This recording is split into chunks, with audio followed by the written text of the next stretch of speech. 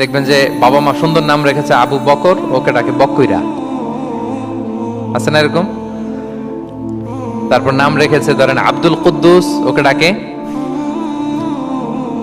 নাম রেখেছে আব্দুল ওয়াক্কাস, ওকে ডাকে। এই বিকৃতি আপনি করতে পারবেন? কারণ কিয়ামতের দিন আপনার নাম ধরে আপনার বাবার নাম ধরে ডাকা হবে। তুদআউনা ইয়াউমাল কিয়ামাতি বিআসমাইকুম ওয়া আসমাই আবাইকুম। কিয়ামতের দিন তোমার নাম, তোমার বাবার নাম, যখন আপনাকে ডাকবে ফেরেশতারা, আপনার নাম এবং আপনার বাবার নাম ধরে ডাকা হবে।